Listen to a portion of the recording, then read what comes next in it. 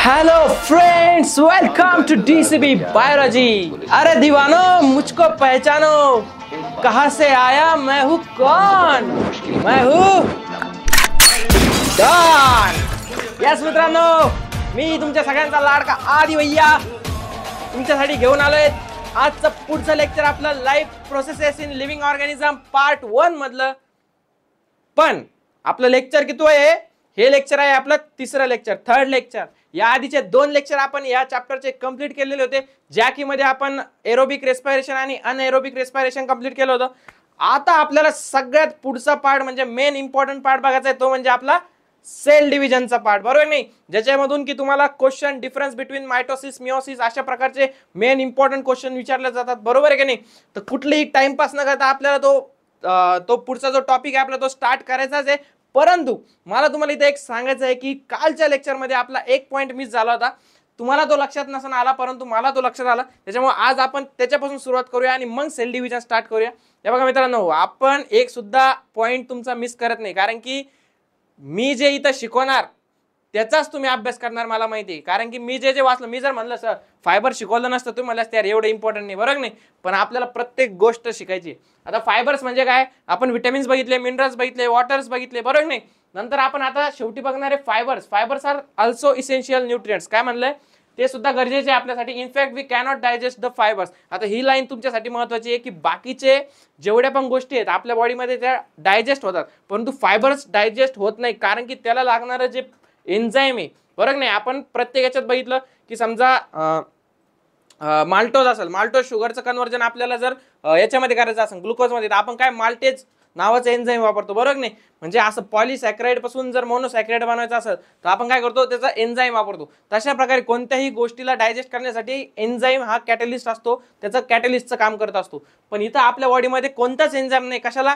फायबर्सला digest करायचं। मग तुम्ही म्हणत असाल की सर मग आपण काय म्हणतो दरवेळेस की ना हाय फायबर डाएट घेतला पाहिजे, हाय फायबर डाएट घेतला पाहिजे, बरोबर नाही? याचं कारण असं आहे मित्रांनो, हाय फायबर डाएट घेतला पाहिजे म्हणजे कारण की ते जे फायबर्स आहे ते आपल्याला डायजेशन प्रोसेस मध्ये हेल्प करतात, बरोबर नाही? म्हणजे जे ओट्स ते पदार्थ खातो ना आपण की ज्याच्यामध्ये फायबर जास्त असतं, पोळी खातो, राईस खातो, बरोबर नाही? याचं कारण हे आहे की तुमची जी बाकीची डायजेशनची जी प्रोसेस आहे ती जर चांगली करायची असेल तर आपल्याला फायबर्सची आवश्यकता आहे, बरोबर आहे? लक्षात? पण एक गोष्ट काय लक्षात ठेवायची की आपण फायबर्सला डायजेस्ट करू शकत नाही, कारण त्याला लागणारा एन्झाइम आपल्या बॉडीमध्ये प्रेझेंट आहे का? नाही। However, they help in the digestion of other substances and digestion of undigested substances. म्हणजे तेच सांगितलंय की तो दुसरे सबस्टन्सेस डायजेस्ट करण्यासाठी आपल्याला युजफुल असतो, बरोबर नाही?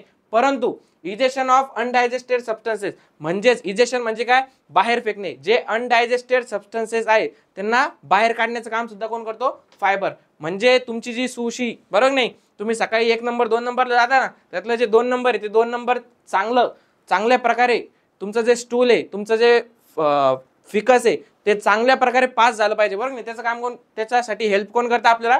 Fibres. We obtain the fibres from leafy vegetables, fruits, cereals etcetera. आता त्याचं सोर्सेस काय आहे? त्याचे सोर्सेस आहे आपले जनरल मध्ये जे व्हीट म्हणजे काय? गहू। सगळे गव्हाची चपाती खाते, बरोबर नाही? तर गहूची जी चपाती बनवतो आपण त्याच्यामध्ये काय असतं? हाय फायबर असतं। लिफी व्हेजिटेबल्स म्हणजेच पालेभाज्या। तुम्हाला माहिती आहे का, लिफी व्हेजिटेबल्स म्हणजेच पालेभाज्या सुद्धा आपण डायजेस्ट करू शकत नाही। फक्त त्यातले आपण जे मिनरल्स, विटामिन्स ज्या गोष्टी आहे ना त्या ऍब्झॉर्ब करू शकतो, पण त्याला डायजेस्ट करू शकतो का? नाही, कारण त्याला लागणारा जे सेल्युलोज नावाचं कंपोनंट असतं त्या लिफी व्हेजिटेबल्स मध्ये त्याला आपण डायजेस्ट नाही करू शकत, कारण की सेल्युलोज नावाचा एन्झाइम आपल्या मध्ये प्रेझेंट नसतो। तो फक्त कोणामध्ये असतो? जे गाई, म्हशी किंवा प्राणी जे असतात चारा खाणारे त्यांच्यामध्ये असतो, मग ते चांगल्या प्रकारे त्याला डायजेस्ट करू शकतात। आलं लक्षात? तर आता आपण आपल्या आजच्या मेन टॉपिकला स्टार्ट करूया, तो म्हणजे cell division and essential life process. बघा नाव दिलंय समोर, अँड इसेन्शियल लाईफ प्रोसेसेस। तर रिप्रोडक्शन जे शब्द असतो, काय म्हणलं मी? रिप्रोडक्शन जो शब्द असतो त्याचा मिनिंग काय असतो? रिप्रोडक्शन म्हणजे की नवीन जी प्रजाती आहे तिला जन्म देणे, बरोबर नाही? स्पेसिसला, न्यू स्पेसिसला जन्म देणे, मग त्याला आपण काय म्हणतो? रिप्रोडक्शन। प्रोडक्शन म्हणजे काय? बनवणे, तयार करणे, आणि रिप्रोडक्शन म्हणजे काय? पुन्हा तयार करणे। आलं लक्षात? म्हणजे आपल्यापासून पुन्हा दुसरी एक स्पेसिस आपल्यासारखी तयार करणे। आलं लक्षात? तर रिप्रोडक्शनचा मीनिंग आपण असं बघितलं होता, तसाच काहीसा मिळता जुळता मीनिंग आहे सेल डिव्हिजनचा। कसा, ऐका, आता सेल डिव्हिजन मध्ये काय होतं की सेल डिव्हिजन मध्ये आता समजा आपली एक सेल आहे, कोणती पण सेल पकडा बॉडी मधली, बरोबर नाही, आपली बॉडी सेल्स पासून बनलेली मान्य आहे सगळ्यांना. आता त्यातली एक जर सेल्स आहे, त्या एक सेलची 2 सेल 3 सेल 4 सेल असं करूनच आपली बॉडी बनली असेल ना. मग सेल्सच्या नंतर टिश्यूज बनले, टिश्यूज नंतर ऑर्गन्स बनले, ऑर्गन्स नंतर ऑर्गन सिस्टीम बनली, ऑर्गन सिस्टीम नंतर आपण बनलो. मग आता जी सेल आहे ती स्ट्रक्चरल युनिट ज्याला आपण म्हणतो बॉडीचं, बरोबर नाही, त्या सेलला जर एकाचे 2, 2चे 3, 4चे म्हणजे अशा प्रकारची त्याची जी स्पेसिस आहे ती जर वाढवायची असेल तर त्याला सुद्धा रिप्रोडक्शन करायचं. आता इथं रिप्रोडक्शन शब्द वापरता येईल का, नाही, इथं आपल्याला शब्द वापरावा लागेल सेल डिव्हिजन. काय शब्द वापरावा लागेल, सेल डिव्हिजन. म्हणजे हाच फरक आहे आपल्या रिप्रोडक्शन आणि सेल डिव्हिजन मधला. आता सेल डिव्हिजन मध्ये कसं आहे, ती जी सेल आहे त्या सेलचं डिवाइड, काय म्हणलं मी, ती सेल डिवाइड होऊन नवीन सेल त्यापासूनच बनते. रिप्रोडक्शन म्हणजे आपण नवीन स्पेसिस बनवतो. सेल डिव्हिजन मध्ये काय, त्याच सेलचे काय होतात, 2 तुकडे होतात आणि त्याच्यापासून नवीन सेल्स फॉर्म होते, बरोबर नाही. तर अशा प्रकारचे आता काही तुम्हाला एक इथं जनरल नॉलेज साठी सांगतो. तुम्ही जेव्हा 11th ला जाणार तेव्हा तुम्हाला एक असा प्राण्याबद्दल शिकायचं आहे की ज्याच्यामध्ये ना, ज्या प्राण्याची समजा, आता समजा ही बॉडी आहे, बरोबर नाही, आता मी तो प्राणी आहे आणि अशी माझी बॉडी आहे. आता माझ्या बॉडीचा एखादा जरी पार्ट कट केला ना तर ते मरत नाही, तो ऑटोमॅटिक तो पार्ट काय होतो त्याचा वापस ग्रो होतो, बरोबर नाही. म्हणजेच त्याच्यामध्ये काय होतं, त्याच्यामध्ये सेल्फ डिव्हिजन करण्याची काय ॲबिलिटी आहे. तशी आपल्या सेल्समध्ये काय आहे, सेल्फ डिव्हिजन करण्याची ॲबिलिटी, म्हणजे एका सेलपासून 2 सेल बनणार, बरोबर नाही. तर त्याच्यामध्ये काय आहे, सेल डिव्हिजन मध्ये आपल्याला जनरली 2 गोष्टी इम्पॉर्टंट आहे, ते म्हणजे मायटोसिस आणि मिओसिस. आता मायटोसिस आणि मिओसिस मधला सगळ्यात मेन फरक म्हणजे मायटोसिस जे ते आपल्या ज्या नॉर्मल सेल्स असतात, सोमॅटिक सेल्स असतात त्याच्यामध्ये होते, आणि जे आपली मिओसिस आहे, मिओसिस हे आपलं जर्म सेल्स किंवा त्याला आपण काय म्हणतो, आपण जे जर्म सेल्स म्हणजे आपण रिप्रोडक्शन साठी ज्या सेल्स वापरतो त्या म्हणजे कोणत्या, जर्म सेल्स. आलं लक्षात, म्हणजे हा 2 मेनली फरक कोणामध्ये, येस आलं लक्षात, मायटोसिस आणि मिओसिस मधला. आता cell division is one of the very important properties of cell and living organism. आपल्याला माहिती आहे, आपल्याला जर ग्रोथ करायची असेल, तुमच्या बॉडीची ग्रोथ होती, तुमची हाईट वाढते, म्हणजे काय होतंय, तुमची स्किन स्ट्रेच होते. आता स्ट्रेच झाली म्हणजे तिथं काहीतरी लॅक, म्हणजे कशाचं तरी काय म्हणता येईल त्याला, आपल्याला रिकामी जागा राहिली असेल तिथं, बरोबर नाही, मग ती भरून काढायचं काम काय करतात, सेल्स करतात. मग सेल्स ग्रोथ होता म्हणून तुमच्या बॉडीची ओव्हरऑल ग्रोथ होते, बरोबर नाही. मग आता सेल्स कोणतेही सेल असू द्या, बोन सेल असू द्या, तुमच्या शरीरावरचे सेल्स असू द्या, स्किन सेल्स असू द्या, कोणत्याही असू द्या, पण त्याच्यासाठी काय आहे, त्याच्यासाठी इम्पॉर्टंट आहे त्या सेलचं डिव्हिजन होतं. आता ते सेलचं डिव्हिजन कोणत्या प्रकारे होतं आपण बघितलं. जर नॉर्मल सेल असेल जसं की सोमॅटिक आणि कोणती आपली स्टेम सेल्स, तर त्याच्यामध्ये मायटोसिस प्रकारे होतं, आणि जर जर्म सेल असेल तर काय, मिओसिस. ओके, तर आता इसे म्हणजे लिव्हिंग ऑर्गॅनिझम आणि करण्यासाठी सेल्सच्या प्रॉपर्टीसाठी काय इम्पॉर्टंट फॅक्टर आहे, cell division. Okay, due to this property only a new organism is form from existing one. जसं रिप्रोडक्शन मध्ये सुद्धा पहिल्या प्रिव्हियस ऑर्गॅनिझम पासून काय न्यू ऑर्गॅनिझम फॉर्म होत होता, तसंच इथं काय प्री एक्झिस्टिंग सेल्स पासून न्यू सेल फॉर्म होते, बरोबर आहे. लक्षात, a multicellular organism grows up and emaciated body can be restored. म्हणजेच काय, मी तुम्हाला आता सांगितलं, तुम्हाला जर कुठेतरी खरचटलं किंवा कुठेतरी काहीतरी झालं आणि तुम्हाला असं निशाण पडलं, बरोबर नाही, व्हाईट पॅचेस दिसतात आपल्याला, बरोबर नाही, खपली धरतो त्याला आपण असं म्हणतो, ते क्लॉटिंग फॅक्टर ते वेगळा पार्ट आहे. पण जर आपण ती खपली काढली असं व्हाईट दिसतं आपल्या स्टार्टिंगला, काही काळानंतर जर आपण बघितलं तर तिथं स्किनला मॅच होण्यासारखी स्किन येऊन जाते, बरोबर नाही. साईडला आपली पहिली स्किन जशी असते ना तशीच स्किन वापस येऊन जाते आपल्याला. म्हणजेच काय होतंय, तिथं नवीन सेल्स फॉर्म झाल्यात आपल्या बॉडीमध्ये. आता त्या सेल कशा प्रकारे फॉर्म झाल्या, त्यांनी काय रिप्रोडक्शन केलं का, हे केलं का, नवीन स्पेसिसला जन्म दिला का, नाही. त्या 1च्या सेल 2 झाल्या, 2च्या 3 झाल्या, 3च्या 4 झाल्या, 4च्या, तुम्हाला त्या सलमान खानचा पिक्चर माहिती आहे का, सलमान खानचा पिक्चर बघा, जय हो, त्याच्यामध्ये एकलंही भारी कन्सेप्ट सांगितलं त्यानं, बरोबर नाही. तो काय सांगतो, त्यानं कोणाची मदत केली आणि त्याला जर कोणी थँक्यू म्हणलं तर तो काय सांगतो, तो म्हणतो थँक्यू म्हणायची गरज नाहीये, बरोबर नाही.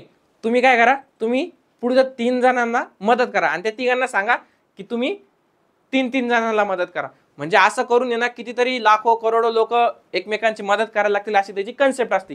म्हणजेच याला आपण मार्केटिंगच्या लोकांसोबत पण जोडू शकतो, बरोबर नाही. आता रील्स मध्ये, त्याच्यावरती युट्यूबवर, त्याच्यावरती आपण बघतो ते मार्केटिंग वाले माणसं कसे मोठे मोठे डायलॉग मारते, आज मेरे पास ये देखो, ये जो वॉच है, ये वॉच गूगल पे डाल के देखो कितने कितने प्राइस है इसकी. मुझे वॉच कलेक्शन करने की आदत है, मुझको ये आदत आहे, वैसा शॉक पाणी असं तसं सांगत असते. कहून ते अट्रॅक्ट करण्यासाठी पीपलला. आणि पाहिलं तर समोरचे ऐकणारे ना खाली बसलेले असते मांडी घालून, त्यांना साधं खुर्च्या पण देत नाही.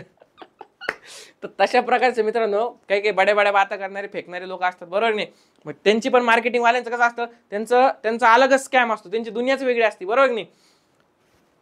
एक वरती लटकलेला असतो, त्याच्या खाली ते दुसऱ्यांना लटकवत जाते. काय म्हणलं मी, वरती एक ऑलरेडी लटकलेला असतो आणि त्याच्या खाली प्रत्येक जण लटकत राहतो. म्हणजे त्यांना माणसं जोडायची असते फक्त. काय, मी 10 जणांना सांगन, 10 जण त्यांना पुढच्या 10 जणांना, आणि त्या 10 जणांचे पैसे मला येईन, असं काहीतरी असतं त्यांचं, बरोबर नाही. तशा प्रकारे त्या सेलचं काय होतं, एका सेलची 2 सेल, 2 सेलच्या 4, 4च्या 8, अशा प्रकारे सेलचं डिव्हिजन होत जातं आणि तिथं न्यू सेल फॉर्म होती, बरोबर नाही. मग ते काय होतं, ते होतं तुमचं cell division. There are 2 types of cell division. काय सांगितलं होतं मी, मायटोसिस आणि मिओसिस हे 2 टाइप आहे तुमचे सेल डिव्हिजनचे. Mitosis occurs in somatic cells and stem cells of the body, whereas meiosis occurs in germ cells. Germ cells ह्या तुमच्या रिप्रोडक्टिव्ह सेल्स असतात की तुमच्या रिप्रोडक्शनसाठी युजफुल असतात, बरोबर आहे का, आलं लक्षात.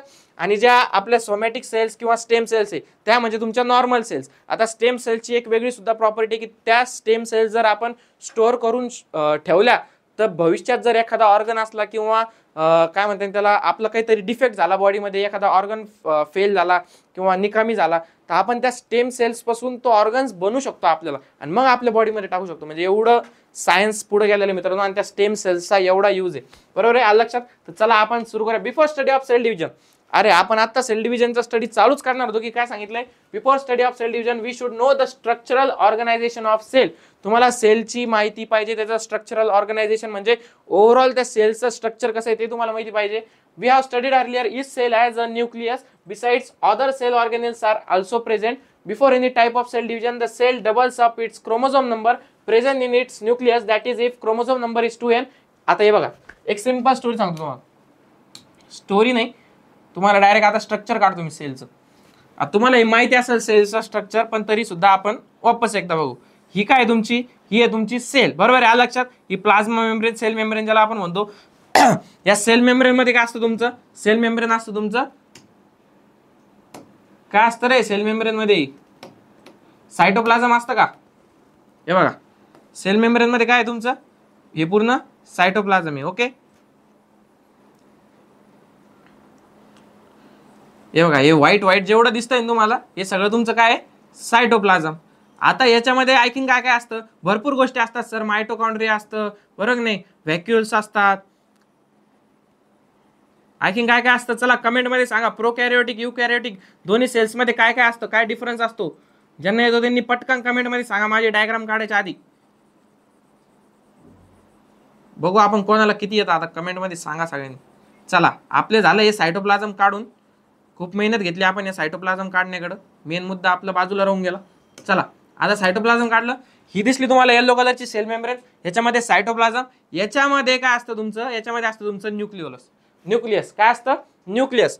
आता जर मी या न्यूक्लियसला जर मोठं केलं, काय केलं, या न्यूक्लियसला जर मी असं मोठं केलं, या सेल सारखं बनवलं, बरोबर आहे. आता या सेल सारखं बनवल्यावर याच्यात वेगळं काय म्हणतात त्याला, याच्यामध्ये वेगळं स्ट्रक्चर आहे. याच्यामध्ये काय असेल तुमचं, न्यूक्लिओलस असेल, बरोबर नाही, न्यूक्लिओलस, सेंट्रिओल्स, परत आणखी काय असेल, हे असं थ्रेड लाईक स्ट्रक्चर म्हणजे ज्याला आपण काय म्हणतो क्रोमॅटिन. आता या क्रोमॅटिन पासूनच काय बनतात, या क्रोमॅटिन पासूनच तुमचे क्रोमोझोम बनतात, अलग लक्षात, अशा प्रकारचे क्रोमोझोम. म्हणजे एवढं सगळं स्ट्रक्चर काय आहे तुमचं सेलचं आहे आणि त्याच्यावरून तुम्हाला सेल डिव्हिजन शिकायचे. आता सेल डिव्हिजन मध्ये या सायटोप्लाझमचा त्याचा काही पार्ट आहे का, नाही. आधी तुम्हाला सगळ्यात मेन न्यूक्लियसचं डिव्हिजन करावं लागेल. न्यूक्लियसचं डिव्हिजन केल्यावर म्हणजे असं समजा की तुम्हाला जर आता मी एक स्पेशल सेल आहे बरं का, असं समजा मी एक स्पेशल सेल आहे, माझी बॉडी कशावरती चालतीये, माझं जेनेटिक मटेरियल म्हणजे माझा ब्रेन आहे, बरोबर आहे, त्या ब्रेनवरती सगळी माझी बॉडी चालते. आता जर मला सेल डिव्हिजन म्हणजे माझ्या बॉडीचं डिव्हिजन करायचं असेल, आता मी असं हाफ डिव्हिजन केलं, अर्धा भाग माझा इकडं, अर्धा भाग इकडं, बरोबर नाही. मग आता तो जो ब्रेन आहे, तो ब्रेन जर मी फक्त एकालाच दिला तर दुसऱ्याला मग डिव्हिजन करून काही फायदा का नाही, त्याची ग्रोथ होईल का नाही. मग तो ब्रेन सुद्धा डिवाइड होईल, काय होईल, तो ब्रेन सुद्धा डिवाइड होईल, तो ह्या बॉडीला एक जाईल, ह्या बॉडीला एक जाईल, बरोबर आलं लक्षात. तशा प्रकारे सेलला डिवाइड करायचं, त्याच्या न्यूक्लियसला सुद्धा डिवाइड करावं लागतं. न्यूक्लियसला डिवाइड करावं लागतं म्हणजे ऍक्च्युअल मध्ये काय, क्रोमोझोमला डिवाइड करावं लागतं. आता क्रोमोझोम काय आहे, क्रोमोझोम प्रेझेंट असतात आपले 2n कंडिशन मध्ये, किती 2n कंडिशन मध्ये, आणि 2n कंडिशन मध्ये केल्यानंतर आता डिवाइड करायचं आहे. सेल्समध्ये असतात 2n कंडिशन. डिवाइड करायचं आहे आपल्याला सेलला. मग जर डिवाइड केलं आपण तर प्रत्येक साईडला काय राहील, एकच राहील ना. काय म्हणलं मी, प्रत्येक साईडला n राहील, बरोबर नाही. मग आता n राहून चालेल का, याला जर सेपरेट सेल बनवायची तर याला 2n द्यावं लागेल, आणि याला जर सेपरेट सेल बनवायची तर याला पण 2n द्यावं लागेल. मग याच्यासाठी काय करतो आपण, याच्यासाठी आपण सगळ्यात स्टार्टिंगला काय करतो, डबल नंबर करतो. कशाचा, क्रोमोझोमचा. क्रोमोझोम नंबर काय करतो आपण, डबल करतो, 4n करतो. म्हणजे बघा आता या 4n चं डिवाइड जर मी यांच्या दोघांमध्ये केलं तर किती आलं, ते 2n आलं का लक्षात, 2n आलं का.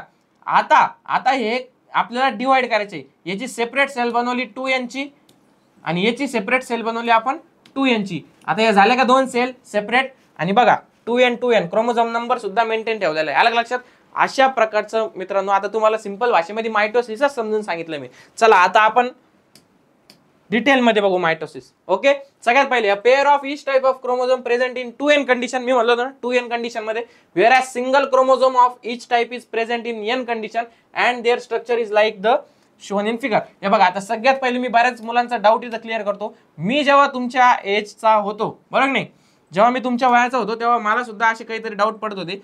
की माझे डाऊट कसे होते बघा, मला आहे ना हा n, काय म्हणलं मी, हा n हा n कुठे गेला की दुसरं, हा, आणि हा 2n. आता हा n आणि 2n मी तुम्हाला आधी सांगितलं समजून, डिवाइड मध्ये कसा होतो, काय होतो, 4n का करायची गरज पडते आपल्याला. पण मला हे समजत नव्हतं की जर यांनी n म्हणलं तर हा क्रोमोझोम काढायचा कसा. आपल्याला तर क्रोमोझोमची डायग्राम अशीच माहिती असते, बरोबर नाही, हे असं असं असं आणि असं, अशी डायग्राम आपल्याला माहिती असते क्रोमोझोमची. मग n कसा काढायचा, याला जर आपण 2n म्हणलो, मला एक सांगा, याला जर आपण 2n म्हणलो तर n कसं काढणार. n तुम्ही फक्त असं काढणार, आलं लक्षात. हा म्हणजे काय तुमचा n, हा काय आहे n, आणि 2n कोणता आहे, 2n म्हणजे हा.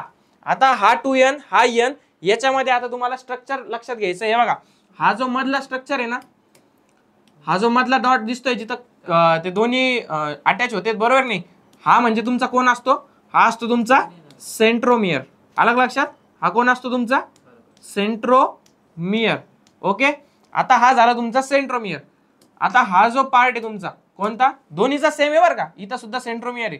आता हा जो पार्ट आहे तुमचा, हा, याला तुम्ही काय नाव देणार, याला तुम्ही म्हणणार क्रोमॅटिड. काय म्हणणार, क्रोमॅटिड. हे शब्द मी याच्यासाठी सांगतोय, बऱ्याच जणांना कन्फ्युजन होतं, आणि हे शब्द, हे जे वर्ड आहे हे वारंवार आपल्याला पुढे घ्यायचे आहेत, म्हणून तुम्हाला आधीच क्लिअर करतोय.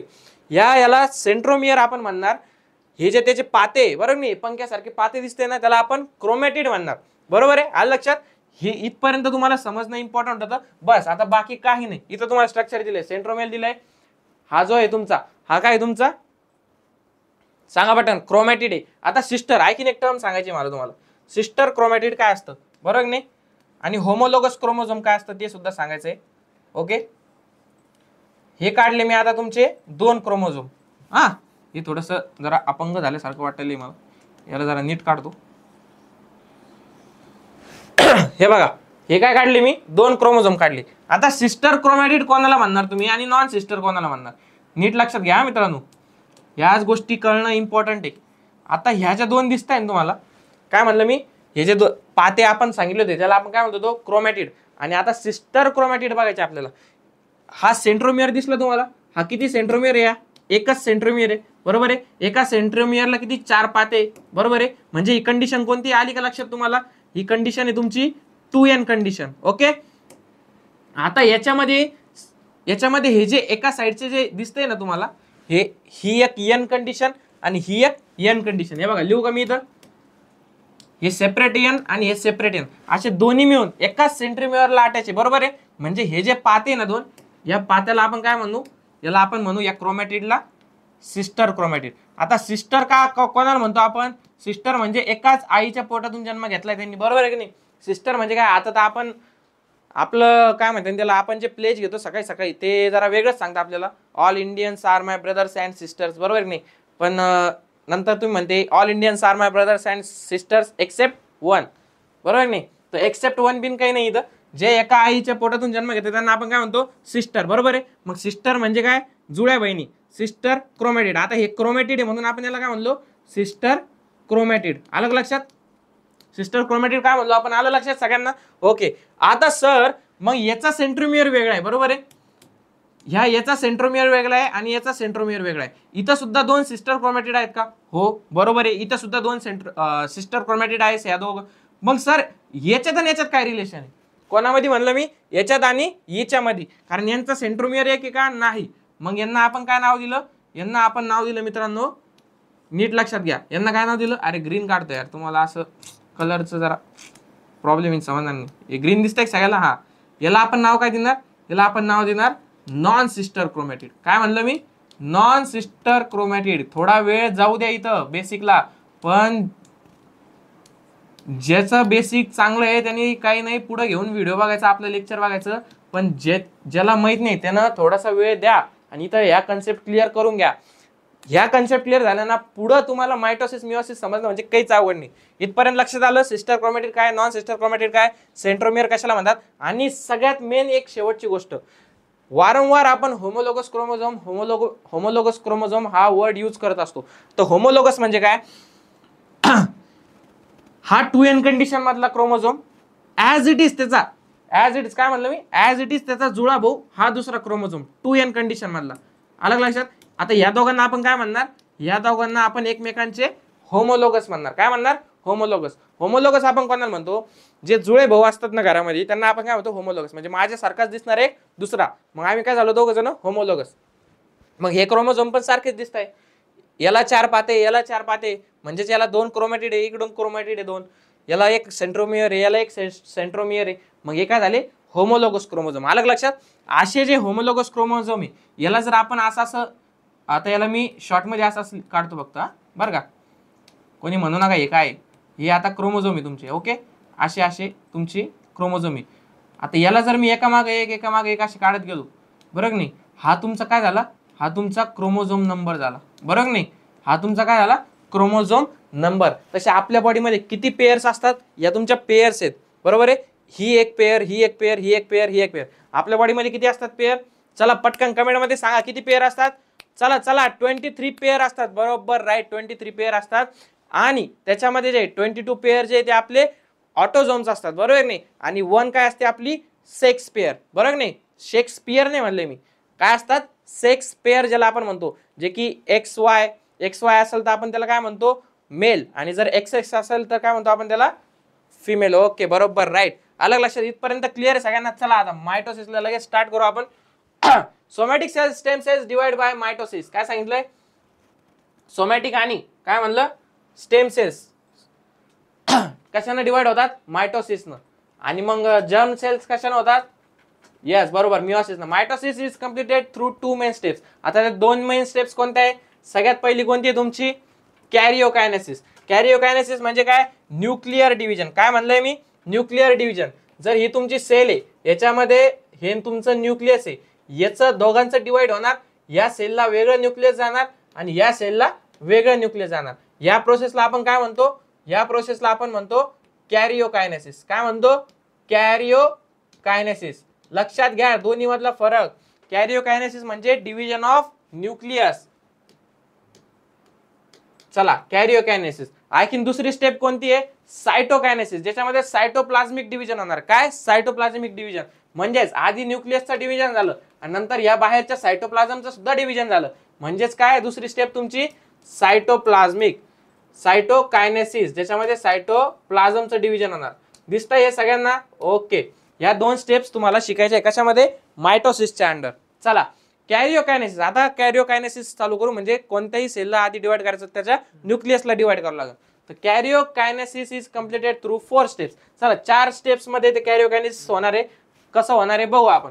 सगळ्यात पहिली फेज आहे तुमची प्रोफेज. नावच सिक्वेन्स लक्षात ठेवायचा आहे. प्रोफेज मध्ये काय आहे? इन प्रोफेज सगळ्यात पहिलं basic condensation of basically thin thread like chromosome starts. तुम्हाला सांगितलं होतं बघा मी, की आपली जे क्रोमोझोम असतो किंवा आपलं जे न्यूक्लियस असतं, बरोबर आहे, हे जे न्यूक्लियस दिसतंय तुम्हाला, किंवा या न्यूक्लियस मध्ये जो आपला क्रोमोझोम असतो, तो क्रोमोझोम अशा फॉर्म मध्ये असतो, एका दोऱ्यासारखा. याला जर ओपन केलं तर काय होईल? असा दोरा होईल. अलग लक्षात? त्याचं काय होतं? सगळ्यात पहिले त्याचं होतं कंडेन्सेशन. काय होतं? कंडेन्सेशन. अलग लक्षात? सगळ्यात पहिला पॉईंट आहे तुमचा कंडेन्सेशनचा. चला मार्क करू आपण. Due to this they become short and thick and they start to appear along with their pairs of sister chromatids. बघा सिस्टर क्रोमॅटिड वर्ड आला का नाही, आता तुम्हाला आठवलं का नाही सिस्टर क्रोमॅटिड कसं होतं. मग इथं टाइमपास करायचा अर्थ आहे का नाही. पहिले कंडेन्सेशन होणार आणि नंतर काय होणार, पेअर्स होणार सिस्टर क्रोमॅटिड मध्ये. म्हणजेच कसं, हे बघा असं असं असं असं पेअर होणार. ते पहिले काय झालं, कंडेन्सेशन झालं, या थ्रेडचं काय झालं कंडेन्सेशन, मग कसं झालं पेअर पेअर मध्ये फॉर्म झाले. हे तुमचा दुसरा पॉइंट. ओके, नंतर काय आहे, centrioles duplicate and each centriole moves to opposite poles of the cell. Centrioles duplicate हा तुमचा तिसरा point. Nuclear membrane and nucleolus start to disappear हा झाला तुमचा चौथा पॉइंट. अलग लक्षात, म्हणजे याच्यावर तुमचा एक प्रोफेज वरती क्वेश्चन बनू शकतो, शॉर्ट नोट बनू शकते की प्रोफेज एक्सप्लेन करा किंवा मायटोसिसची डेफिनेशन सांगू प्रोफेज एक्सप्लेन करा.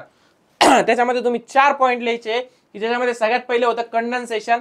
कंडेन्सेशन म्हणजे थ्रेड लाईक जो आपला क्रोमॅटिन आहे त्याचं कशामध्ये होतं कंडेन्स, म्हणजे आपण त्याला काय म्हणतो, जर आता एका रूम मध्ये, आता ह्या रूम मध्ये मी एकटाच आहे या स्टुडिओमध्ये, बरोबर नाही, मी आता एकदम मोकळे हातापाय हलवतोय, बरोबर आहे, सगळं करतोय.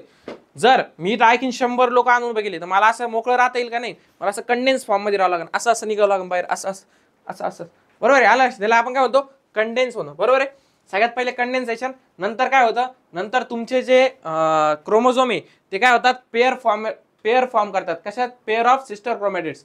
सेंट्रिओल्स डुप्लिकेट, तिसरी प्रोसेस सेंट्रिओल्स डुप्लिकेट होतो. आता सेंट्रिओल्स काय असतो, सगळ्यात पहिले सेंट्रिओल हा तुमच्या याच्यासाठी सपोर्ट करतो, कशासाठी, तुमचं जे डिव्हिजन आहे सेल डिव्हिजन ते स्टार्ट कोण करतं, सेंट्रिओल. अलग लक्षात, हे तुमचे सेंट्रिओल्स आहे, बरोबर आहे. हे सेंट्रिओल्स काय व्हायला लागतात, हे सेंट्रिओल्स डुप्लिकेट व्हायला लागतात. म्हणजे हा जर पहिला एक सेंट्रिओल असला, बरोबर नाही, हा तुमचा पहिला एक सेंट्रिओल आहे, हा झाला डिवाइड, बरोबर आहे. इकडे एक गेला आणि दुसरा एक गेला. आलं लक्षात, अशा प्रकारे सेंट्रिओलचं डिवायडेशन होतं. आता काय इम्पॉर्टंट असतं सेंट्रिओल, सगळ्यात पहिले ते स्पिंडल फॉर्म दिसते तुम्हाला, असे स्पिंडल्स दिसताय का तुम्हाला, दिसताय सगळ्याला, येस. सगळ्यात मेन स्पिंडल फॉर्मेशन करतात आणि ते स्पिंडल काय करतात, या क्रोमोझोमला पकडून ठेवतात, यासाठी सेंट्रिओल्स लागतात आपल्याला. तर मग पहिल्या प्रोफेस मध्ये काय काय झालं, चला सगळ्यांनी सांगा मला, या डायग्रामला बघून सांगा. सगळ्यात पहिले सर जे आपले क्रोमोझोम होते ते कंडेन्स झाले, काय झाले कंडेन्स झाले. त्याच्यानंतर ते pair sister chromatids pair formation केलं त्यांनी. त्याच्यानंतर काय झालं, सेंट्रिओल जो आहे तो काय झाला, डुप्लिकेट झाला. डुप्लिकेट झाला म्हणजे काय, यस डिवाइड झाला. आणि न्यूक्लियर मेम्ब्रेन आणि न्यूक्लिओलस स्टार्ट टू डिसअपियर. जे आपण न्यूक्लियस म्हणलो, हे बघा इथं दिसतंय तुम्हाला, असे अशा फॉर्म मध्ये दिसतंय, दिसलं, हे काय होतंय डिसअपियर होतं. पहिले ते असं होतं गोल, आता काय झालंय फक्त थ्रेड्स मध्ये राहिले, म्हणजे काय डिसअपियर झाले. अलग लक्षात, ह्या तुमच्या 4 पॉइंट कशामध्ये येणार, प्रोफेज मध्ये. आता पुढची phase metaphase. Nuclear membrane completely disappear in metaphase. हे नाव लक्षात ठेवायचंय. मेटाफेज मध्ये काय होतं, तुम्हाला हे 11वी 12वीला सुद्धा यूज होणार आहे जर तुम्ही मेडिकल फील्ड मध्ये गेले तर. अलग लक्षात, सगळ्यात पहिला मुद्दा न्यूक्लियर मेम्ब्रेन काय होणार कम्प्लिटली. सर पहिला मुद्दा का, मागच्या प्रोफेज मध्ये सुद्धा तर हेच सांगितलं होतं. प्रोफेज मध्ये भावा आपण काय सांगितलं होतं, प्रोफेज मध्ये चालू झालंय प्रोसेस न्यूक्लियर जे इन्व्हॉल्व आहे ते डिसअपियर होण्याची, पण ह्याच्यामध्ये न्यूक्लियर मेम्ब्रेन कम्प्लिटली डिसअपियर झालेली. कोणत्या फेज मध्ये, मेटाफेज. कशात, metaphase. Chromosomes complete their condensation and become clearly visible along with their sister chromatids. क्रोमोझोमनी काय केलंय, क्रोमोझोम कंप्लीट कंडेन्सेशन, जे कंडेन्सेशन चालू होतं की जे क्रोमॅटिन फायबर्स एकत्र येऊन पेअर फॉर्मेशन करत होते सिस्टर, आता ते काय झाले क्लिअरली विजिबल झाले. म्हणजे क्लिअरली कोणत्या स्ट्रक्चर मध्ये, या अशा स्ट्रक्चर मध्ये ते क्लिअरली विजिबल झाले. अलग लक्षात, या काढले मी तुमच्या पेअर क्रोमोझोमच्या, अशा स्ट्रक्चर मध्ये ते क्लिअरली विजिबल झाले. हा तुमचा दुसरा point, clarity. Okay, all chromosomes are arrange parallel to equatorial plane central plane of the cell. हे डायग्राम मध्ये दिसतंय का तुम्हाला, या डायग्रामला जर मी असं सरळ काढलं, कसं काढलं, सरळ काढलं तर कशी दिसेल ही डायग्राम, तुम्हाला या असं लक्षात नाही येणार. हे जर मी असं सरळ काढलं, सगळ्यात पहिले हा तुमचा काय आहे, हा तुमचा आहे सेंट्रिओल्स. मायटोसिस मिओसिसचा अभ्यास करताना ना कधी पण डायग्राम थ्रू अभ्यास करा, म्हणजे डायग्राम सुद्धा परीक्षेत काढता येते, तिचा वेगळा अभ्यास करावा नाही लागत. आणि डायग्राम वरून तुम्ही त्या फेज मध्ये काय चालू आहे ते लक्षात ठेवू शकता. सगळ्यात पहिले सेंट्रिओल डुप्लिकेट झाले कम्प्लिटली, न्यूक्लियर इन्व्हॉल्व गायब झालं सगळं. ओके, हे फक्त सर्कल तुम्हाला समजण्यासाठी काढले मी. यानं काय केले, स्पिंडल फॉर्मेशन. काय स्पिंडल, याशी काय आहेत स्पिंडल. ओके, सगळ्यात पहिली सिस्टर क्रोमॅटिड्स. हे ज्या सिस्टर क्रोमॅटिड्स आहे त्या तुम्हाला हे दिसायला लागल्या, काय दिसायला लागलं तुम्हाला, कम्प्लीट विजिबल झाल्या, बरोबर आहे. हे क्रोमोझोम कम्प्लीट विजिबल झाले. Okay, all chromosomes are arrange parallel to equatorial plane. हा आहे तुमचा इक्विटोरियल प्लेन. अर्थ असते ना आपली, अर्थ दिसते का तुम्हाला, अर्थ, हे बघा ही काय तुमची, ही तुमची आहे अर्थ. या अर्थचा हा प्लेन कोणता आहे, इक्विटोरियल प्लेन. आलं लक्षात, म्हणजेच central plane. Special type of flexible protein fibres, spindle fibres are form between centromere of each chromosome and both centrioles. हे बघा, हे जे स्पिंडल फायबर्स रेड कलरचे मी दाखवलेले आहे तुम्हाला, ते जे स्पिंडल फायबर्स आहे ते काय आहे, याच्या सेंट्रोमियरला काय अटॅच आहेत. आलं लक्षात. ओके, आणि स्पिंडल फॉर्मेशन कधी झाले तुमचं, मेटाफेज मध्ये. आलं लक्षात. म्हणजे मेटाफेज मध्ये काय काय झाले, चला पटकन पॉईंट काढा. सगळ्यात पहिला पॉईंट काय तुमचा, न्यूक्लिअर मेम्ब्रेन कम्प्लिटली डिसअपियर झाली. मेटाफेज मध्ये काय आले, न्यूक्लिअर मेम्ब्रेन तुमची कम्प्लिटली डिसअपियर झाली. नंतर काय, क्रोमोझोम्स कम्प्लीट देअर कंडेन्सेशन त्यांनी कम्प्लीट केलंय. हा तुमचा दुसरा पॉईंट. कम्प्लिटली डिसअपियर हा तुमचा पहिला पॉईंट. त्याच्यानंतर and become clearly visible along with their sister chromatids, clearly visible. Okay, हा दुसरा पॉईंट मध्ये येणार तुमचा. All chromosomes are arrange parallel to equatorial plane, parallel to equatorial plane हा तुमचा तिसरा मुद्दा. त्याच्यानंतर special type of flexible protein fibre, ज्याला आपण काय म्हणतो, नाव लक्षात ठेवायचं, स्पिंडल फायबर्स. मग स्पिंडल फायबर्स फॉर्मेशन काय तुमचा कितवा मुद्दा आहे, चौथा मुद्दा. आला लक्षात. असे 4 मुद्दे कशामध्ये, मेटाफेज मध्ये. मेन हायलाइटेड पॉईंट आपले स्पिंडल फॉर्मेशन होतं मेटाफेज मध्ये, न्यूक्लिअर मेम्ब्रेन कम्प्लिटली डिसअपियर होते आणि बाकी इक्विटोरियल प्लेनला क्रोमोझोम जातात. ओके, चला आता पुढची फेज, ॲनाफेज. ॲनावरून काय आठवतंय तुम्हाला, माहिती का, मेटाबॉलिझम म्हणजे आपल्या बॉडीमध्ये ज्या ज्या प्रोसेस म्हणजे किंवा रिॲक्शन्स होत असतात त्याला आपण काय म्हणतो, मेटाबॉलिझम. त्याच्यामध्ये एक असते कॅटाबॉलिझम, एक असते ॲनाबॉलिझम. कॅटाबॉलिझम म्हणजे काय, फॉर्मेशन होणं, 2-3 गोष्टीपासून एखादी गोष्ट बनणं. आणि ॲनाबॉलिझम म्हणजे काय, एका गोष्टीपासून 3-4 गोष्टी बनणं, म्हणजे डिवाइडच होणं अकॉर्डिंग, बरोबर आहे. म्हणून याला काय दिलंय, ॲनाफेज. म्हणजे का दिला असेल, कारण याच्यामध्ये जे आपले क्रोमोझोम्स होते, जे की सिस्टर क्रोमॅटिड्स होते, ते काय झाले, आता डिवाइड झाले. याच्याकडे एन नंबर गेला आणि याच्याकडे दुसरा एन नंबर गेला. अलग लक्षात. म्हणजे कसं माहिती का, तुम्हाला आपण क्रोमोझोमचं स्ट्रक्चर दाखवलं होतं ना, सिस्टर क्रोमॅटिड्स. आता तुम्हाला अडचण नाही आली पाहिजे समजायला, तुम्हाला इमेजिन झालं पाहिजे, बरोबर आहे. हे बघा, हे तुमचे सिस्टर क्रोमॅटिड्स. कोण आहे, सिस्टर क्रोमॅटिड्स. आता हे असे स्पिंडल फायबरला अटॅच होते, बरोबर आहे, दिसत आहे तिथं. आता हे काय झाले, हे जुदा झाले. काय झाले, जुदा झाले एकमेकांपासून. म्हणजेच काय झाले, त्यांचं ब्रेकअप झालं. आणि हे असे इकडे गेले आणि हे असे इकडे गेले. आलं लक्षात. यांचं काय झालं, यांची ब्रेकअप फेज चालू झाली. काय झाली, ब्रेकअप फेज. आलं लक्षात.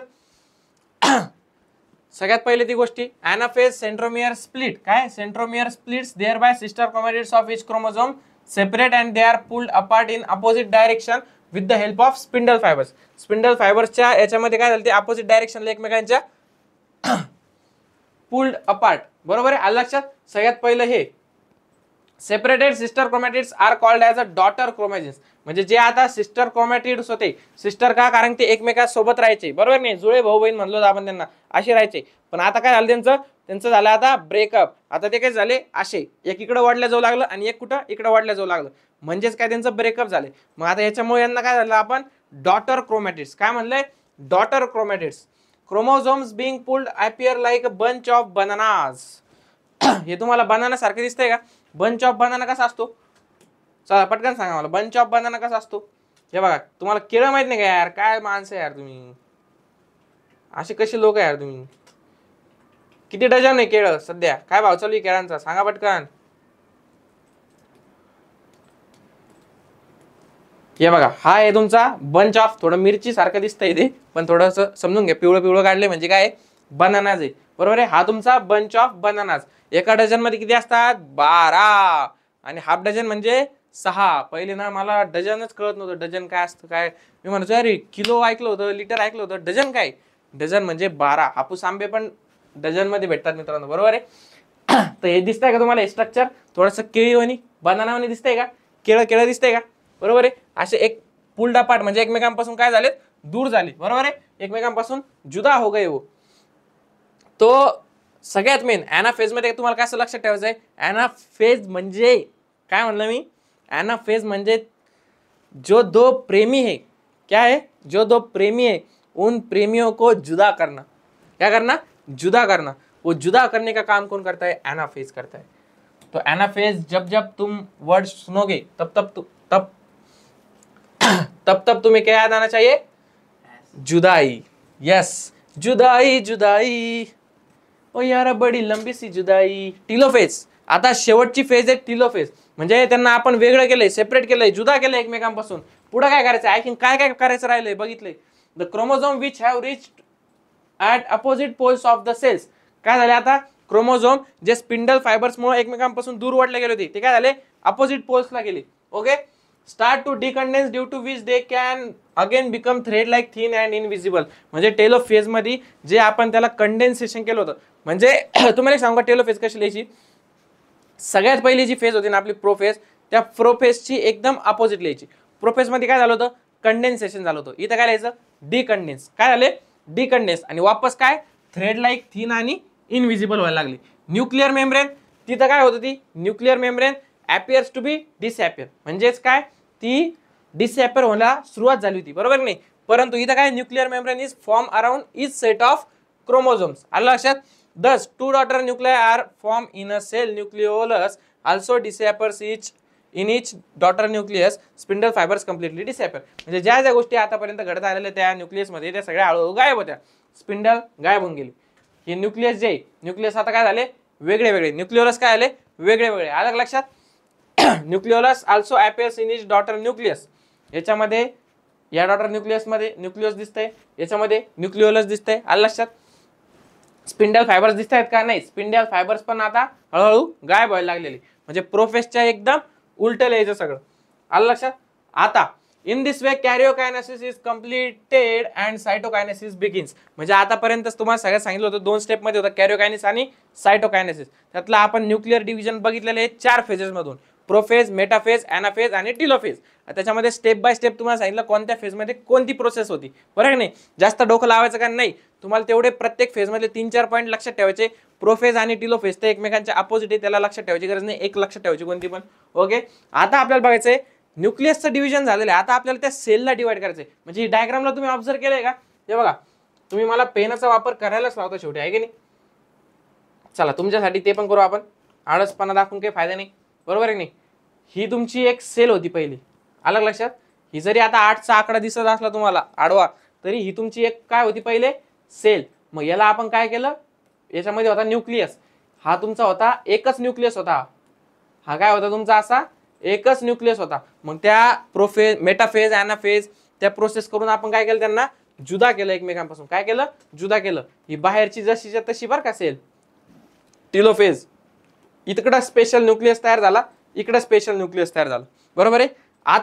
आता सेल डिव्हिजन करायचं आपल्याला, फक्त न्यूक्लियस डिव्हिजन करायचं होतं नाही, मग आपल्याला काय करावं लागेल, याला सुद्धा ब्रेक करावं लागेल, काय म्हणलं मी, याला सुद्धा ब्रेक करावं लागेल, याची वेगळी सेल आणि याची वेगळी सेल, अलग लक्षात। त्या प्रोसेसला नाव काय दिलं आपण, सेल डिव्हिजनच्या, cytokinesis. The cytoplasm divides by cytokinesis and 2 new cells are form which are called as a daughter cells. आता मला एक सांगा, तुम्ही कोणाचे बच्चू आहे, तुम्ही तुमच्या आई वडिलांचे बच्चू आहे, म्हणजे काय, तुम्ही तुमच्या पॅरेंट्सचे बच्चू आहे, आलं लक्षात। आता हे तुमचे कोण आहे, हे तुमचे पॅरेंट्स, कोण आहे, हे तुमचे पॅरेंट्स, आलं लक्षात, यांचे तुम्ही बच्चू। आता भविष्यात तुम्ही पण तर पॅरेंट्स बनणार आहे ना, बरोबर नाही, भविष्यात तुम्ही सुद्धा पॅरेंट्स बनणार आहे, मग तुम्ही काय देणार, तुम्ही दुसऱ्या बच्चूला जन्म देणार, अलग लक्षात। मग त्यांना तुम्ही काय म्हणणार, तुमचे डॉटर। आता तुम्ही स्वतः डॉटर आहे, तेव्हा ते सेल सुद्धा स्वतः डॉटर होते कोणाचे तरी, पण त्यांनी नंतर डिव्हिजन केलं, तुम्ही रिप्रोडक्शन करता, सेल डिव्हिजन केलं आणि नवीन याला सेलला जन्म दिला, म्हणून त्या काय झाल्या, डॉटर सेल, अलग लक्षात। चला एवढंच तुम्हाला सांगायचं होतं। In this process a notch is form at the equator plane of the cell which depends gradually and thereby 2 new cells are formed. However, in case of plant cells, instead of notch, a cell plate is formed. हे मुद्दा आहे ना तुम्हाला 11th ला सुद्धा खूप म्हणजे important आहे, 11th च्या पॉईंट ऑफ व्ह्यूने, MCQ च्या पॉईंट ऑफ व्ह्यूने। काय म्हणलंय मी, जो नॉच आहे, हा जो नॉच आहे, कोणता नॉच, आता तुम्ही म्हणजे नॉच काय असतं तुम्हाला आहे ना सगळं सांगतो मी, टेन्शन घेऊ नका तुम्ही, एका एका शब्दाचा अर्थ सांगतो। हे जे आहे ना, आता तुम्ही काय करा माहिती का, असं समजा एखादी पन्नी घ्या, काय म्हणलं मी, एखादी अशी पन्नी घ्या, त्या पन्नीत पाणी भरा बरं का, आणि ती एकदम अशी भरलेली आता, बरोबर आहे, अशी भरलेली पन्नी कशी म्हणलं मी तुम्हाला, इथं डायग्राम काढून दाखवतो मी. पन्नी घेतली आपण भरलेली, बरोबर आहे नाही, ही काय तुमची पाणी भरलेली पन्नी. याला जर आपण असं दाबलं, कसं, हे बघा हे बघा, याला जर आपण असं दाबलं त्याचं स्ट्रक्चर कसं होईल, असं होईल ना, बरोबर नाही. म्हणजे हा जो असतो ना, हा काय असतो तुमचा नॉच. इथं काय झालं फॉर्मेशन, नॉच फॉर्मेशन झालं, आलं लक्षात. म्हणजे याला आपण काय म्हणलो नॉच. इथं दिसतंय का तुम्हाला, हे असं सेम दिसतंय का तुम्हाला, नॉच फॉर्मेशन, आलं लक्षात. ओके. तर म्हणायचा उद्देश हाच होता फक्त की आपल्यामध्ये जे आहे ते नॉच फॉर्मेशन होतं, आणि प्लांट सेल्स जे आहे, काय म्हणलंय, प्लांट सेल्स, त्या प्लांट सेल्स मध्ये काय होतं, सेल प्लेट फॉर्मेशन होतं, आलं लक्षात. चला, mitosis is essential for growth of the body. Besides, it is necessary for restoration of emaciated body, wound, healing, formation of blood cells. आता मायटोसिसचा शेवटचा त्याचा यूज कशासाठी होतो, सगळ्यात पहिले आपल्या ग्रोथसाठी, बरोबर नाही, आपली हाईट वाढवायची किंवा आपले हात वाढवायचे, बरोबर नाही, या ग्रोथसाठी होतो. त्याच्यानंतर वाउंड हिलिंग म्हणजे काय, वाउंड हिलिंग म्हणजे आपल्याला काही जखम झाली, काही झाली, तर मी म्हणलो तुम्हाला आधी व्हाईट स्किन येते, मग हळूहळू नंतर आपल्या बॉडीला मॅच होणारी स्किन येते, बरोबर नाही, त्याच्यासाठी. नंतर फॉर्मेशन ऑफ ब्लड सेल्स, ज्या आरबीसीज आहेत, बरोबर नाही, आरबीसीज डब्ल्यूबीसीज ते काय होतात, आता आरबीसीज मध्ये तर न्यूक्लियस नसतं तुम्ही म्हणता, बरोबर नाही, पण दुसऱ्या डब्ल्यूबीसीज आहे ज्याच्यामध्ये न्यूक्लियस आहे. आरबीसीज मध्ये सुद्धा जेव्हा ते इमॅच्युअर असतं तेव्हा त्यांच्यामध्ये न्यूक्लियस असतो मित्रांनो, आलं लक्षात. चला, मायटोसिसचा इथपर्यंत आपण यूज पाहिलेला आहे. आता मला वाटतं आपण थोडंसं पुढे गेलं पाहिजे मिओसिसला. आता मिओसिस आणि मायटोसिस मध्ये काय फरक आहे, जेव्हा तुम्ही मिओसिस सांगाल मी, तेव्हा तुम्हाला एक दोघी मधला फरक सांगा डायग्राम काढून, तेव्हा एकदम चांगल्या पद्धतीने तुम्हाला समजून येईल. त्याच्या आधी सगळ्यात पहिले meiosis. Meiosis is completed through 2 stages. These 2 stages are meiosis 1, meiosis 2. अरे बापरे, म्हणजे इथं 2 वेळेस डिव्हिजन होणार आहे. काय होणार आहे, 2 वेळेस डिव्हिजन. आता तुम्हाला याच्या आधी मला वाटतं याच्याबद्दल सांगून देतो, मायटोसिस बद्दल, की ऍक्च्युअल मध्ये शॉर्ट मध्ये डायग्राम जर मी तुम्हाला काढून दाखवली मायटोसिसची, बरं का, काय म्हणलं मी, जर तुम्हाला शॉर्ट मध्ये मायटोसिसची डायग्राम काढून दाखवली तर कशा प्रकारे असं, हे बघा, ही होती तुमची सेल, ओके, ही तुमची सेल होती, याच्यामध्ये होता तुमचा न्यूक्लियस, ज्याचा काय नंबर होता 2n, आलं लक्षात. काय होता 2n. सगळ्यात पहिले त्या सेलला आपल्याला डिवाइड करण्यासाठी प्रिपेअर करायचंय, तर मग प्रिपेअर करण्यासाठी काय केलं, या सेलचा नंबर जो होता 2n चा काय झाला 4n झाला, काय झाला 4n, आणि ही सेल जशीच्या तशी बाहेर. आता ही काय झाली, ग्रोथ झाली त्या सेलची, बरोबर आहे, ग्रोथ, कारण नंबर वाढला ना, हा आलं लक्षात, ही झाली ग्रोथ, 4n झाली. आता याचं डिव्हिजन करायचंय आपल्याला, कशामध्ये करायचंय, मायटोसिस मध्ये. सगळ्यात पहिले काय होणार, त्याच्या आपल्या न्यूक्लियसचं डिव्हिजन होणार, त्या न्यूक्लियसच्या डिव्हिजन मध्ये 4 फेजेस होणार, 4 फेजेस मधून त्याचं डिव्हिजन होणार. तर हे जे याच्यामध्ये 4n होतं, याच्यामध्ये किती जाणार 2n, किती, आणि याच्यामध्ये किती 2n. हे सिंपल आहे ना तुमचं मायटोसिस आहे. काय म्हणलं मी, सिंपल तुमचं मायटोसिस आहे, बरोबर आहे. इथपर्यंत होतं तुमचं काय म्हणतात त्याला, ग्रोथ होती, नंबर वाढला होता क्रोमोझोम नंबर. याच्यानंतर तुमचं कॅरिओकायनेसिस म्हणजे आपण जे न्यूक्लिअर डिव्हिजन बघितलं होतं ती प्रोसेस झाली, 2n फॉर्मेशन झाले, आणि नंतर काय झालं तुमचं सायटोकायनेसिस, नवीन सेल फॉर्म झाले. आलं लक्षात, ही नवीन सेल 2n, पहिले पण 2n होतं, 2n इथं पण 2n, बरोबर आहे, सिंपल होतं मायटोसिस. आता असं दोनदा होणार, काय म्हणलं मी, असं दोनदा होणार, त्याला आपण काय म्हणलो, मिओसिस 1, मिओसिस 2, आलं लक्षात. आता हे जर्म सेल्स मध्ये होते ना, तुमच्या रिप्रोडक्टिव्ह सेल्स मध्ये होते, मग त्याच्यामुळे थोडंसं काहीतरी वेगळं असणार, मोठं असणार, पण घाबरायचं कारण नाहीये, आपण तुम्हाला एकदम सिंपल करून सांगू. ओके, इन मिओसिस 1 रिकॉम्बिनेशन आणि क्रॉसिंग ओव्हर अकर बिटवीन, काय म्हणले, recombination crossing over occur between homologous chromosomes. आता काय माहिती का, की पॉईंट पकडायचं तुम्हाला, काय की पॉईंट. तुम्ही मला एक सांगा, जेव्हा तुम्ही मायटोसिस करत होते, मायटोसिस मध्ये सगळ्यात मेन, सगळं डिव्हिजन बाजूला ठेवा, न्यूक्लिअर डिव्हिजन बाजूला ठेवा, सेलचं डिव्हिजन बाजूला ठेवा, मेन मुद्दा पकडा की त्या आतमधले जे क्रोमोझोम होते, मी तुम्हाला सांगितलं होतं होमोलोगस क्रोमोझोम, बरोबर आहे, हे असे होते होमोलोगस क्रोमोझोम, याला स्पिंडल फायबर अटॅच होते, आणि हे काय झाले पुल्ड अपार्ट, म्हणजे काय एकमेकांच्या विरुद्ध ओढले गेले त्यांना, बरोबर नाही, जुदा झाली ती. मग तेव्हा त्यांची काय झाली, ही अशी झाली होती बघा स्ट्रक्चर, आठवतं सगळ्याला, हे असं स्ट्रक्चर झालं होतं, अरे हे उलट झालं, दिसतंय की सगळ्याला असं स्ट्रक्चर झालं होतं. ओके, दिसतंय, सगळा खेळ इथं झाला होता. मग हे क्रोमोझोम इकडं, हे क्रोमोझोम इकडं, अशा प्रकारे आपण ते केलं. पण या जर्म सेल्स म्हणजे तुम्ही रिप्रोडक्शन करताय ना, कोणाला तरी नवीन स्पेसिसला जन्म देताय, त्या सेल्स या, बरोबर नाही. आता इथं कसं असतं माहिती का, हे क्रोमोझोम, काय म्हणतोय मी, हे क्रोमोझोम, आणि आणखीन काय असतात, होमोलोगस क्रोमोझोम, आणखीन अशी, असे अटॅच असतात एकमेकाला, इकडे स्पिंडल फायबर्स, इकडे स्पिंडल फायबर्स, आणि हे दोन. मग याच्यामध्ये काय होती, या दोन क्रोमोझोम मध्ये क्रॉसिंग होती, म्हणजे recombination, crossing over occur between homologous chromosome. मी तुम्हाला काय सांगितलं होतं, होमोलोगस म्हणजे हे दोघं काय आहेत, होमोलोगस क्रोमोझोम, जुळे भाऊ, अलग लक्षात. And thereafter those homologous chromosomes not sister क्रोमॅटिड्सचा काय म्हणलंय मी, नॉट सिस्टर क्रोमॅटिड्स, या दोन सिस्टर क्रोमॅटिड्स आहे एकमेकींच्या, आणि या दोन नॉन सिस्टर क्रोमॅटिड्स आहे, आलं लक्षात, are divided into two groups and thus two haploid cells are form. आता इथं मुद्दा लक्षात ठेवायचा आहे, हॅप्लॉइड सेल्स बनणारी मिओसिस मध्ये. मिओसिसचा हाच एक डिफरन्स आहे मायटोसिस आणि मिओसिस मधला मेन, की मायटोसिस मध्ये जे आहे ते 2n च्या, बरं का, 2n च्या किती सेल्स बनत होत्या, ही दोन सेल, ज्याच्यामधला जो क्रोमोझोम नंबर होता तो सेम होता, याच्यात 2n, याच्यात 2n, याच्यात 2n, म्हणजेच काय, हे सुद्धा डिप्लॉइड, 2n आहे म्हणून काय डिप्लॉइड, हे सुद्धा डिप्लॉइड, हे सुद्धा डिप्लॉइड. मिओसिस मध्ये काय गडबड होती, मिओसिस गडबड मध्ये हे 2n आहे, बरोबर आहे, ह्या 2n च्या ह्या बनल्या 2n, बरोबर आहे, ह्या 2n आणि ह्या हॅप्लॉइड n, या हॅप्लॉइड n आणि ह्या हॅप्लॉइड n. हे बघा एकदम सिंपल मध्ये ना, तुम्हाला एक डायरेक्ट मिओसिसच सांगितलं मी. सगळ्यात पहिले इथं काय होणार तुमचं, मिओसिस 1, काय होणार, मिओसिस 1, आणि इथं काय होणार, मिओसिस 2, अलग लक्षात, अलग लक्षात. मिओसिस 1, मिओसिस 1 मध्ये काय होतं, meiosis 1 is nothing but the mitosis, काय म्हणलं मी, मायटोसिस सारखीच आहे मिओसिस 1, 2n चं 2n मायटोसिस मध्ये पण काय होतं, 2n चं 2n डिप्लॉइड सेल, डिप्लॉइड मध्ये डिव्हिजन, आलं लक्षात. फक्त मिओसिस मध्ये एक स्टेप एक्स्ट्रा होती, वापस एकदा डिव्हिजन होतं, 2n चं n या 2n चं n म्हणजे अशा 4 हॅप्लॉइड सेल्स मिओसिस मध्ये फॉर्म होत्या, जे की मिओसिस 1 आणि मिओसिस 2 ज्याला आपण म्हणतो, आलं लक्षात.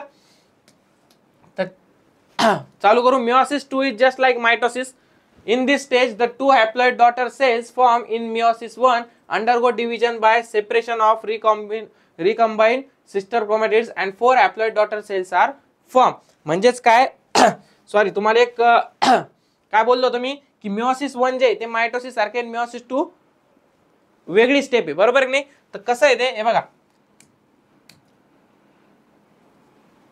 इकडे लक्षात घ्या, ही होती तुमची पहिले 2n सेल, आलं लक्षात. या 2n सेलचे इथं काय बनणार आहे, n, ओके, n बनणार आहे, आणि ह्या n चे हे n हॅप्लॉइड सेल्स, काय बनवतोय आपण, हॅप्लॉइड सेल्स. दिसतंय का सगळ्याला, पलीकडचं दिसत नाही का, थोडंसं अलीकडे येऊ का, हे बघा हे n, काही नाही, 4 हॅप्लॉइड सेल्स काढलेले आपण, अलग लक्षात, ओके. हे बघा 2n इथपर्यंत होती तुमची कोणती फेज होती, मिओसिस 1, जी की मिओसिस 1 जी आहे, मिओसिस 1 ही तुमची हॅप्लॉइड सेल्स हे करते, काय करते, डिवाइड करते हॅप्लॉइड सेल्स मध्ये, आणि हॅप्लॉइड सेल्स नंतर वापस मिओसिस 2 मध्ये, जे की मायटोसिस सारखंच आहे सेम, बरोबर नाही, ते काय होतं, डिवाइड होतं, आलं लक्षात. म्हणजे अशा मिओसिस 1 मिओसिस 2 स्टार्ट होतो. आणि त्याच्यामधलं वाक्य काय आहे, की meiosis 2 is just like mitosis, आलं लक्षात, ज्याच्यामध्ये क्रोमोझोम नंबर डिवाइड नाही होणार, chromosome number as it is पुढे पास होणार, क्रोमोझोम नंबर कुठे चेंज होणार, मिओसिस 1 मध्ये, जे की डिप्लॉइड होता, नंतर काय होणार, हॅप्लॉइड, आलं लक्षात. In this stage, the two haploid daughter cells formed in meiosis 1 undergo division by separation of recombined sister chromatids and 4 haploid daughter cells are formed. 4 haploid cells दिसतात का तुम्हाला फॉर्म झालेल्या, बरोबर आहे. आणि त्याच्यामध्ये जे आपलं मायटोसिस होतं, मायटोसिस मध्ये बघितलं होतं ना आपण, सिस्टर क्रोमॅटिड्स काय होत होत्या, अपार्ट जात होत्या एकमेकांपासून, आणि सिस्टर क्रोमॅटिड्स काय होत होत्या, एकमेकांपासून जुदा होत होत्या. पण इथं तसं होणार आहे का, नाही, इथं ब्रेकअप होणार आहे का त्यांचा, नाही, इथं होमोलोगस क्रोमोझोमचं होणार आहे. म्हणजे जे असे होमोलोगस क्रोमोझोम आहे एकमेकांचे, यांचं काय होणार आहे, ब्रेकअप होणार आहे, हे एकमेकांपासून जुदा होणार आहे, आलं लक्षात, एकमेकांपासून काय होणार आहे, वेगळे होणार आहे, सेपरेट होणार आहे. फक्त तुम्ही म्हणू नका आता येणं किती ॲल्युमिनी मागवली, त्याच्या बायकोनं किती काय, बरोबर नाही. Process of gamete production and spore formation occurs by meiosis. Gamete production सगळ्यात मेन. गॅमेट प्रोडक्शन काय असतं, गॅमेट प्रोडक्शन म्हणजे हा मेल गॅमेट, हा फिमेल गॅमेट, आलं लक्षात, काय म्हणलं मी, हा मेल गॅमेट, हा फिमेल गॅमेट, ओके. हे जेव्हा एकत्र येतील, बरोबर आहे, प्लस होईल, तेव्हा झायगोट फॉर्म होतं, काय होतं, झायगोट, त्याच्यापासून एम्ब्रियो बनतो, आणि एम्ब्रियो पासून आपण काय बनतो, माणूस बनतो, अलग लक्षात. हे माणसाला जरा दाढी बिडी काढू का, केस काढतो असे. अलग लक्षात. ह्या दोन, एक मेल गॅमेट एक फिमेल गॅमेट. मेल गॅमेट माणसामध्ये, फिमेल गॅमेट लेडीज मध्ये. ह्या दोघं एकत्र आल्यानंतर काय म्हणतात, तुमचं झायगोट बनतो. झायगोट पासून एम्ब्रिओ बनतो, एम्ब्रिओ पासून आपण बनतो, म्हणजे माणसाची उत्पत्ती होती. अलग लक्षात. मग आता त्याच्यामध्ये गॅमेट प्रोडक्शन आणि स्पोर फॉर्मेशन. स्पोर फॉर्मेशन म्हणजे कोणाचं, प्लांट्सचं. रिप्रोडक्शन इथं माणसाच बघितलं आपण, प्लांट्सचं पण सेम. काय होतं, त्यांच्यामधले जे गॅमेटचे क्रॉस पॉलिनेशन असू द्या किंवा सेल्फ पॉलिनेशन असू द्या, ते स्वतः सुद्धा प्रोडक्शन करू शकतात. तर मग तशा प्रकारचं जे आपण इथं झायगोट फॉर्म केला, तिथं काय होतं, स्पोर फॉर्मेशन होते. अलग लक्षात. म्हणजे या दोन मध्ये काय होतं, मिओसिस होतं. In this type of cells division 4 haploid daughter cells are form from diploid 2n cells. आता हा सगळ्यात मेन मुद्दा आहे की जे मिओसिस होतं, मिओसिस मध्ये 2n, काय म्हणलं मी, 2n पासून काय बनल्या, हॅप्लॉइड सेल्स n बनल्या. मायटोसिस मध्ये 2nच्या 2nच राहिल्या. अलग लक्षात. हा सगळ्यात मेजर डिफरन्स आहे दोन्ही मधला. During this cell division crossing over occurs between the homologous chromosomes and thereby genetic recombination occurs. Due to this, all the 4 daughter cells are genetically different from parent cell and from each other too. आता याच्यासाठी तुम्हाला एक पुढची diagram मी तुम्हाला दाखवतो. तुम्हाला असं समजेल का मिओसिस नाही. हे बघा, ह्या तुमच्या क्रोमोझोम आहे. अलग लक्षात. हे काय तुमचे क्रोमोझोम आहे. आता इंटरफेज. इंटरफेज म्हणजे काय, सगळ्यात पहिले मिओसिस 1 होणार. काय होणार, इंटरफेज मध्ये काही नाही, त्याच्या ग्रोथ होती सेलची, सेंट्रिओल्स फॉर्मेशन होतं, बाकी काही नाही, दुसरं काही नाही होत. बरं का. खरी मुद्दा इथे आहे मिओसिस 1 मध्ये. ह्या ज्या दिसताय तुम्हाला सेल्स, बरोबर आहे, याच्यामध्ये बघा पूर्ण रेड कलर आहे, पूर्ण रेड कलर आहे, पूर्ण व्हाईट कलर आहे, पूर्ण व्हाईट कलर आहे. पण आपल्याला माहिती आहे ॲनाफेज मध्ये काय होतं. मिओसिस 1 म्हणजे काय तुमचं, मिओसिस 1 म्हणजे सांगा पटकन. मिओसिस 1 म्हणजे काय, इथं जर 2n नंबर असेल, बरोबर का, डिप्लॉइड क्रोमोझोम नंबर असेल, तर मिओसिस नंतर मध्ये काय होणार, डॉटर न्यूक्लियाय मध्ये n म्हणजे काय, हॅप्लॉइड होणार. अलग लक्षात. Haploid n. अलग लक्षात. आता आपण ॲनाफेज मध्ये काय बघितलं होतं, ॲनाफेज मध्ये असं होतं की हे असे स्प्लिंडर काय होते, स्पिंडल होते, आणि याच्यामध्ये ब्रेकअप झालं होतं कोणाचं, क्रोमॅटिड, सिस्टर क्रोमॅटिडचं. अलग लक्षात. हे आपण कशात बघितलं होतं, ॲनाफेज मध्ये. ओके. या अशा प्रकारे ब्रेकअप झालेली डायग्राम होती, दिसते तुम्हाला. तशीच डायग्राम इथे आहे काहीशा प्रकारची, पण ती डायग्राम तशी नसून ती डायग्राम कशी राहणार आहे, हे बघा. आता मी इथं दोनच काढतो. हा एक सेपरेट क्रोमोझोम लालवाले दिसत आहेत सगळ्यांना, हे लालवाले क्रोमोझोम 2. आता हे व्हाईट वाले मी ग्रीन याने काढतो तुम्हाला दिसण्यासाठी. ओके. हे ग्रीन मध्ये काढतो.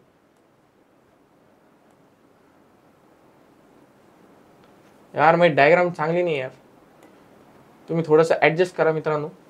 हे बघा, हे अशी काय काढली मी, दिसते का, ग्रीन मध्ये. म्हणजे इथं या 2nचं n होणार आहे. काय म्हणलं मी, 2nचं n.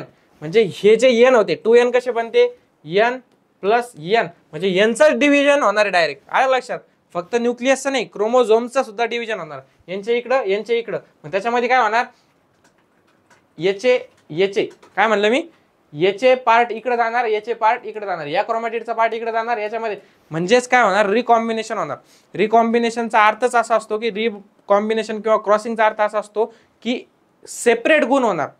म्हणजे आता जो हा क्रोमोझोम आहे, आपण बघितलं होतं क्रोमोझोम मध्ये काय असतो, तुमचा डीएनए असतो, डीएनए मध्ये जीन्स असतात, बरोबर नाही. आणि जेनेटिक मटेरियल काय कॅरी करत असतो, तुमचे कॅरेक्टर्स कॅरी करत असतो. म्हणजे तुमच्या फादर कडून तुमच्याकडे, तुमच्याकडून तुमच्याकडे. पण होतं काय या डिव्हिजनच्या टायमाला की याचा पार्ट इकडे जातो, याचा पार्ट इकडे जातो, याचा लाल पार्ट हिरवा इकडे जातो, इकडचा लाल पार्ट इकडे जातो. याच्यामुळे होतं काय, याच्यामुळे असं होतं की रिकॉम्बिनेशन नावाची कन्सेप्ट जन्माला येते. रिकॉम्बिनेशन म्हणजेच की तुमचे जे कॅरेक्टर्स आहेत, ते कॅरेक्टर्स मध्ये बदल घडून येतो, चेंज होतो, बरोबर नाही. आता समजा जर माझे केस काळे, बरोबर नाही, माझ्या घरच्यांचे केस काळे, सगळ्यांचे केस काळे, पण मग जर माझा मुलगा आहे त्याचे एकदम चॉकलेटी केस व्हायला लागले, बरोबर नाही, चॉकलेटी, तर का, रिकॉम्बिनेशन मुळे. कारण की इथं कुठेतरी आपल्या ज्या क्रोमोझोमवरती जीन्स प्रेझेंट असतात ते कुठेतरी एक्सचेंज झाले, आणि जो हॅप्लॉइड नंबर तयार झालाय, ज्या 4 सेल्स तयार झालाय, त्या एकमेकांपासून काय असतात, पूर्णपणे वेगळ्या असतात. अलग लक्षात. मिओसिस असंच आहे. हे मिओसिस 1 2n चे काय झाले, n बरोबर नाही. इथं कलर बदलला का, हा पूर्ण रेड आहे पण एवढा भाग काय व्हाईट, हा पूर्ण व्हाईट आहे पण एवढा भाग काय रेड. म्हणजे रिकॉम्बिनेशन. ॲनाफेज मध्ये कसं होतं तशा प्रकारचं इथं काय झालंय, रिकॉम्बिनेशन. आणि नंतर ह्या यांचं मिओसिस 2 झालंय. मिओसिस 2 म्हणजे मायटोसिसच असते. याचं सेम राहिले NN, याचं NN. आलं लक्षात? म्हणजे अशा प्रकारे मिओसिस आणि मायटोसिस आहे मित्रांनो. तर ह्या दोन्ही मधला तुम्हाला फरक लक्षात आला पाहिजे. सगळ्यात मेन फरक काय आहे की मायटोसिस मध्ये कोणत्या फेजेस असतात? 4 फेजेस असतात. प्रोफेज, मेटाफेज, त्याच्यानंतर ॲनाफेज, टिलोफेज. बरोबर आहे? हे असतात कॅरिओकायनेसिसच्या. आणि सायटोकायनेसिस म्हणजे जिथं की सेल डिव्हिजन करायचं आपल्याला, ते सेपरेट होत असतं. बरोबर नाही? ते शेवटी होत असतं सगळ्यात. विषय असा आहे की मिओसिस 1 मध्ये सुद्धा तेच होणार आहे. त्याच्या 4 फेजेस आहेत ना, त्याच होणार आहे. मिओसिस 2 मध्ये सुद्धा तेच होणार आहे.